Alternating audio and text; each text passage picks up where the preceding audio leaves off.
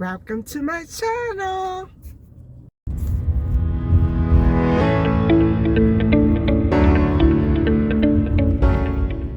Hi guys, how you doing?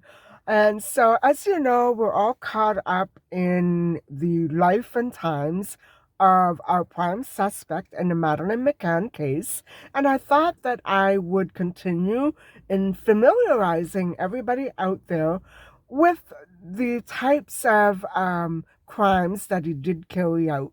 And so stay tuned, and I'm going to be talking today about the 72-year-old American widow who was attacked in Praia da Luz in 2005. Now, in order to tell this story, I need to go by the victim's own words. And so the story actually begins around a decade or two earlier than 2005, when she and her husband began to vacation avidly in Portugal year after year, and they fell in love with it. You know, kind of like my parents did with my own old holiday resort abroad, um, where we ended up living from time to time. And so I understand that feeling of thrill and attachment when you fall in love with a culture and its people, and then, you know, are brutally cast aside one day, and you can never seem to fit in again. So that's what this poor American widow went through in 2005. And so eventually this American couple, they they they eventually bought or rented a place permanently. And I believe it was right by the Ocean Club. I'm always afraid to say Ocean Club because later on, every time I read further into the article, it turns out not to be Ocean Club. But I imagine that this was quite close to Ocean Club, if not within the complex. Um, and indeed, there were a great many of these types of apartments right in Ocean Club. So it could be confusing at times, can't it? And so what happened was, guys, her husband passed away a few years after they moved to Portugal permanently in retirement.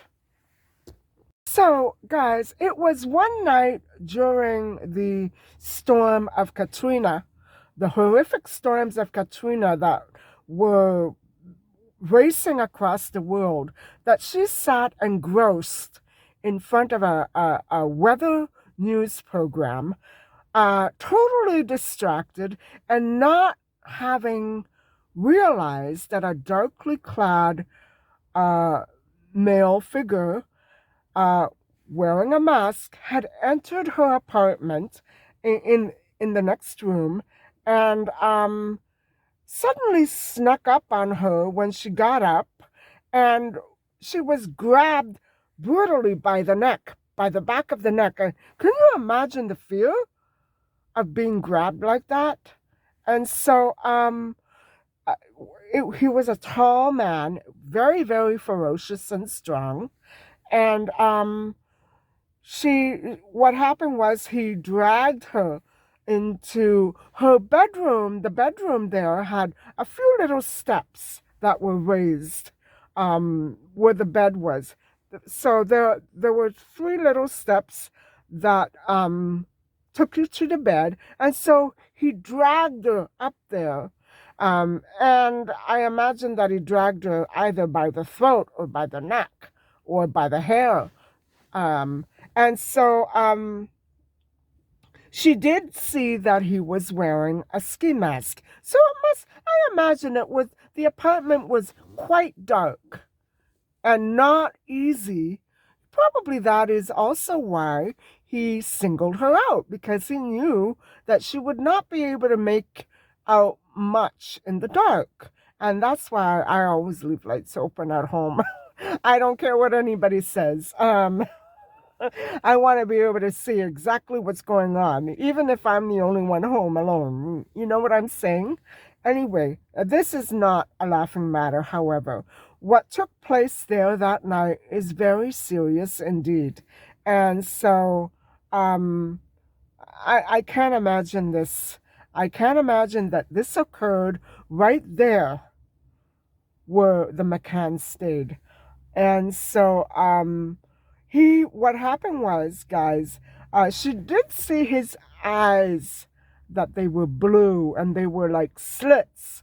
I guess what happened was maybe he sewed the eye holes tightly so that she would not be able to see his eyes very well, but she did make out the color and she did see the ski mask.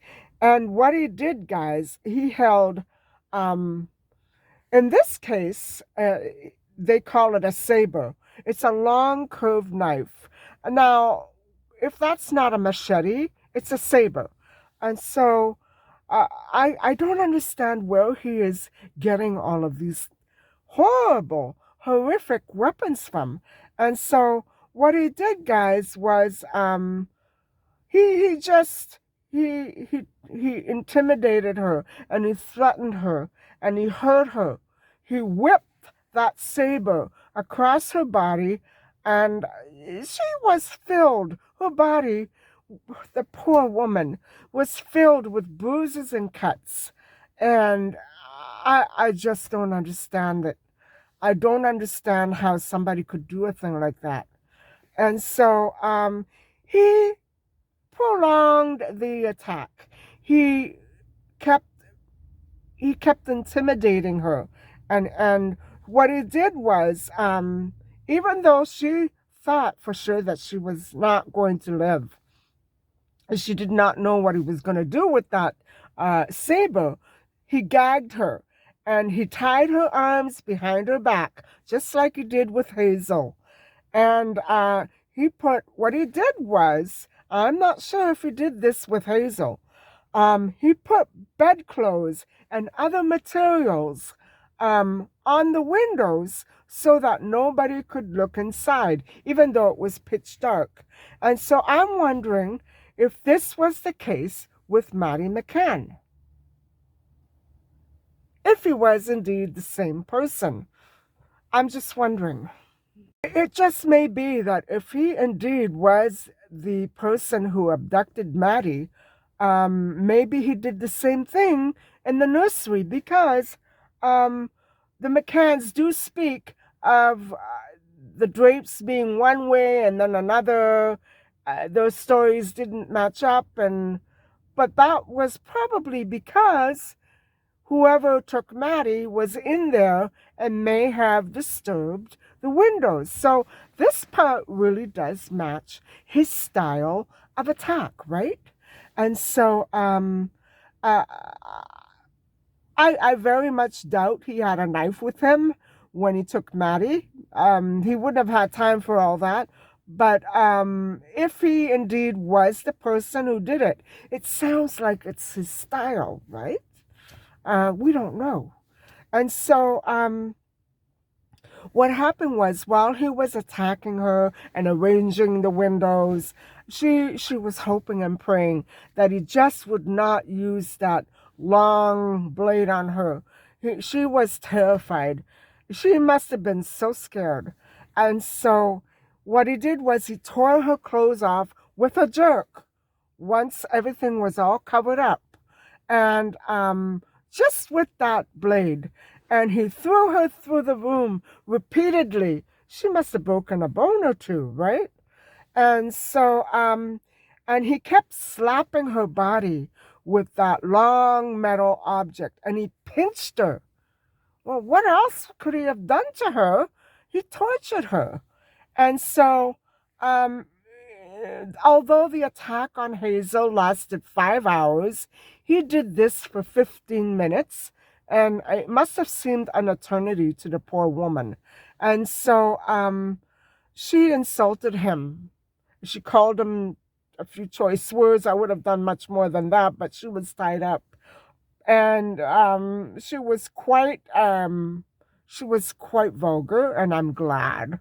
But she was so terrified. So, the way she described his behavior as very nonchalant and uncaring, obviously, almost as though he couldn't have given, um, he didn't even want to be doing it. And that's what I was trying to tell you the other day, guys, that this is not about preference and desires, and it's not about that. It's about hostility and anger. And what he did after all that was that he ordered her to show him where her money was. He said in Portuguese, tell me where the money is. But obviously, she couldn't answer him because she was gagged. So he removed it, and he realized that she wouldn't be able to talk. So uh, what happened was she was still shackled, and this is really very crude. But in order to remove her shackles, um, I guess she motioned for him to remove the shackles. He removed them with the blade. And she obviously and very, logically held her breath all that time that he sawed away because she thought he would cut her wrists off. And he did comfort her and say, don't worry, I'm going very carefully and it won't hurt you. And she was calm after that. Calm as she was, she still feared a very great deal for her life. And she was finally uh, led into the bathroom. She was allowed to go into the bathroom where he ordered that she not call the police. And he did take a few of her things, probably when she was tied up and couldn't see him doing it. And after a few minutes of ransacking and looting, and taking the money, he finally fled. So she spent 2 days entirely at the police station, um, with the investigators recounting all of her horrific experience. And I'm wondering if they wouldn't let her go because she spent 2 entire days in there. And I'm not sure she would have done so voluntarily. So what I'm saying is, I believe that she might have been confined until they had all the information. And mind you, bear in mind that she didn't see who her attacker actually was. But I'm pretty sure she could see that he was white with blue eyes, right? And so she may have seen the color of his hair.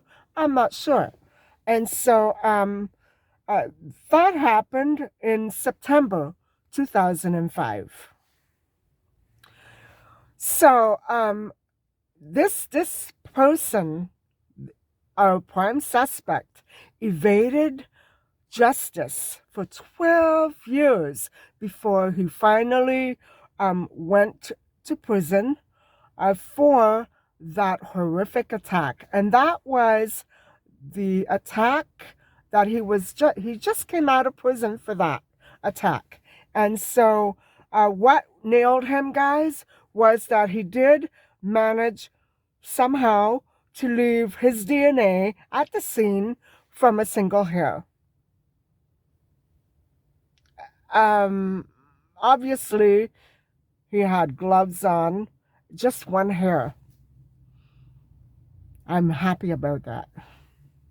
So, guys, if you can imagine, this changed the American widow's entire life. And she continues to remain faceless and nameless out of her own choice. She wants to remain anonymous. And that poor woman, I can't imagine what she must have gone through, being whipped like that and thrown about the room. I mean, a 72-year-old woman is not such a robust and strong female, right? Like a 72-year-old female is frail, is what I'm trying to say. Heaven help her if she had osteoporosis. Um, Continued to live there and put up heavy blinds on the windows because she was unable to sleep unless she had a light on and those heavy blinds that covered the windows.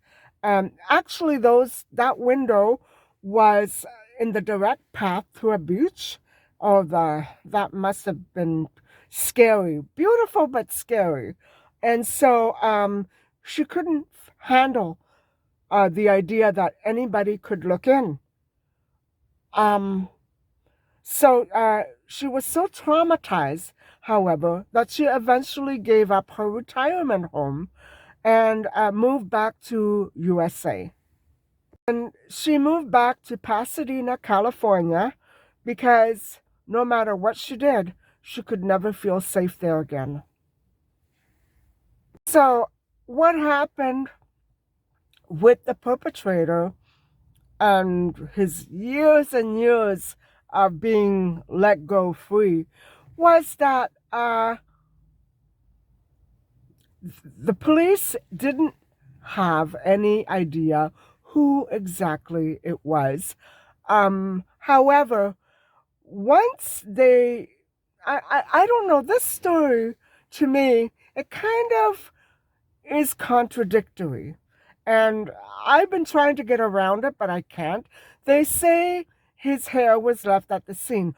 Obviously, they didn't know whose hair that was until his two people that he knew had gone through his farmhouse and seen the footage, evidence of. Now he filmed Hazel and he filmed The American Widow. And so, because he filmed it, even though his face was covered, the police were now able to identify him with the hair left at the scene. So they had that hair for 12 years. And it makes sense when I think of it that way. But for 12 years, because this footage was missing and they didn't connect the places, the homes with the people, they thank God for that footage. So in a way, he made her a really idiotic mistake by trying to be a macho man and filming it and then it getting used to catch him. But I'm glad he did that. Maybe it was a smart thing, but not enough of a wake-up call for him to go and get the help that he really needs. I'm not sure how they rehabilitate people in prison, but this would have been a wake-up call for anybody, for sure.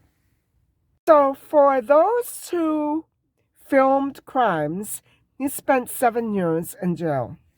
So he did do the time, although many of you will probably argue not enough.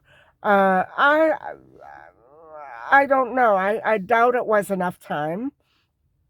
I can't comment because I don't know. But actually, uh, if he is responsible for what happened to Madeleine, he needs to be put behind bars. If he is not, that's it. We have to find out one way or another. So stay tuned for more on the life and times of our suspect, and the next vlog will be focused on the children who are missing. And so I'll see you then. Take care.